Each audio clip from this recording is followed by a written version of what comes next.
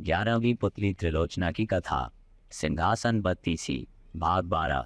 राजा भोज हर दिन तैयार होकर सिंहासन पर बैठने के लिए राज दरबार पहुंचते रहे और हर दिन दिव्य सिंहासन की सुंदर पुतलियां जागृत होकर उन्हें टोकती रही। हर पुतली उन्हें राजा विक्रमादित्य के त्याग और शौर्य की अतुलनीय गाथा सुनाकर सिंहासन पर बैठने से रोक देती। अब तक आप 10 पुतलियों द्वारा सुनाई कथा सुन चुके हैं। आइए आज सुनते हैं 11वीं पुतली त्रिलोचना की सुनाई कथा। अगले दिन राजा भोज जब दरबार में पहुंचे तो 11वीं पुतली त्रिलोचना जैसे जागृत होने के लिए तैयार ही बैठी थी। त्रिलोचना बोली, हे राजा भोज, आप प्रतिदिन इस सिंहासन पर बैठने के लिए आते हैं और राजा विक्रमादित्य की कथा सुनने के बाद लौट जाते हैं, फिर भी आपने अब तक हिम्मत नहीं हारी। राजा भोज का अभिमान अब कम हो चला था। वे विनम्रतापूर्वक बोले, हे सुंदरी, आप हमें राजा विक्रमादित्य की कौन सी कथा सुनाने वाली हैं? कृपया सुनाएं। हमारे साथ साथ नगर की प्रजा भी अपने पूर्व राजा की वीरता और त्याग से परिचित होना चाहती है। त्रिलोचना ने मुस्कुराकर कथा आरंभ की।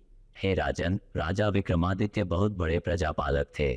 उन्हें हमेशा अपनी प्रजा की सुख समृद्धि की ही चिंता सताती रहती थी। एक बार उन्होंने एक महायज्ञ करने की ठानी।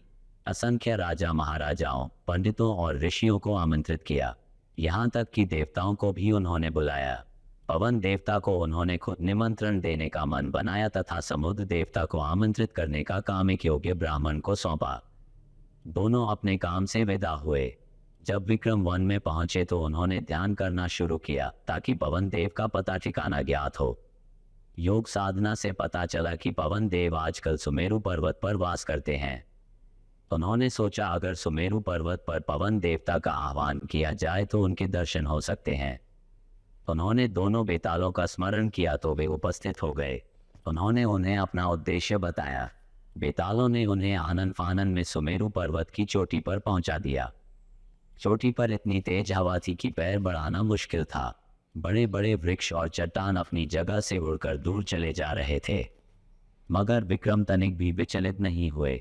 वे योग साधना में सिद्धहस्त थे, इसलिए एक जगह अचल होकर बैठ गए। बाहरी दुनिया को भूलकर पवन देव की साधना में रत हो गए। न कुछ खाना, न पीना, सोना और आराम करना भूलकर साधना में लीन रहे। आखिरकार पवन देव ने सुधि ली। हवा का बहना बिल्कुल थम गया। मंद मंद बहती हुई वायु शरीर की सारी थकान मिटाने लगी। आकाशवाणी हुई, हे राजा विक्रमादित्य, तुम्हारी साधना से हम प्रसन्न हुए। अपनी इच्छा बताए। विक्रम अगले ही क्षण सामान्य अवस्था में आ गए और हाथ जोड़कर बोले कि वे अपने द्वारा किए जा रहे महायज्ञ में पवन देव की उपस्थिति चाहते हैं। पवन देव के पधारने से उनके यज्ञ की शोभा बढ़ेगी। ये बात विक्रम ने इतना भावुक होकर कही कि पवन देव हंस पड़े। उन्होंने जवाब दिया कि सशरीर यज्ञ में उनकी उपस्थिति असंभव है। वे अगर सशरीर गए तो विक्रम के राज्य में भयंकर आंधी तूफान आ जाएगा। सारे लहलहाते खेत, पेड़ पौधे, महल और झोपड़ियां सबकी सब उजड़ जाएंगी। रही उनकी उपस्थिति की बात, तो संसार के हर कोने में उनका वास है, इसलिए वे अप्रत्यक्ष रूप से उस महायज्ञ में भी उपस्थित रहेंगे। विक्रम उनका अभिप्राय समझकर चुप हो गए। पवन देव ने उन्हें आशीर्वाद देते हुए कहा कि उनके राज्य में कभी अनावृष्टि नहीं होगी और कभी दुर्भिक्ष का सामना उनकी प्रजा नहीं करेगी। उन्होंने विक्रम को कामधेनु गाय देते हुए कहा कि इसकी कृपा से कभी भी विक्रम के राज्य में दूध की कमी नहीं होगी। जब पवन देव लुप्त हो गए तो विक्रमादित्य ने दोनों बेतालों का स्मरण किया और बेताल उन्हें लेकर उनके राज्य की सीमा तक आए। जिस ब्राह्मण को विक्रम ने समुद्र देवता को आमंत्रित करने का भार सौंपा था, वह काफी कठिनाइयों को झेलता हुआ सागर तट पर पहुंचा। उसने कमर तक सागर में घुसकर समुद्र देवता का आह्वान किया। उसने बार बार दोहराया कि महाराजा विक्रमादित्य महायज्ञ कर रहे हैं और वह उनका दूत बनकर उन्हें आमंत्रित करने आया है। अंत में समुद्र देवता असीम गहराई से निकलकर उसके सामने प्रकट हुए। उन्होंने ब्राह्मण से कहा कि उन्हें उस महायज्ञ के बारे में पवन देवता ने सब कुछ बता दिया है। वे पवन देव की तरह ही विक्रमादित्य के आमंत्रण का स्वागत तो करते हैं, लेकिन सशरीर वहां सम्मिलित नहीं हो सकते हैं। ब्राह्मण ने समुद्र देवता से अपना आशय स्पष्ट करने का सादर निवेदन किया तो वे बोले कि अगर वे यज्ञ में सम्मिलित होने गए तो उनके साथ अथाह जल भी जाएगा और उसके रास्ते में पड़ने वाली हर चीज डूब जाएगी। चारों ओर प्रलय सी स्थिति पैदा हो जाएगी। सब कुछ नष्ट हो जाएगा। जब ब्राह्मण ने जानना चाहा कि उसके लिए उनका क्या आदेश है, तो समुद्र देवता बोले कि वे विक्रम को सकुशल महायज्ञ संपन्न कराने के लिए शुभकामनाएं देते हैं। अप्रत्यक्ष रूप में यज्ञ में आद्योपति विक्रम उन्हें महसूस करेंगे, क्योंकि जल की एक एक बूंद में उनका वास है। यज्ञ में जो जल प्रयुक्त होगा उसमें भी वे उपस्थित रहेंगे। उसके बाद उन्होंने ब्राह्मण को 5 रत्न और 1 घोड़ा देते हुए कहा, मेरी ओर से राजा विक्रमादित्य को यह उपहार दे देना। ब्राह्मण घोड़ा और रत्न लेकर वापस चल पड़ा। उसको पैदल चलता देख वह घोड़ा मनुष्य की बोली में उससे बोला कि इस लंबे सफर के लिए वह उसकी पीठ पर सवार क्यों नहीं हो जाता।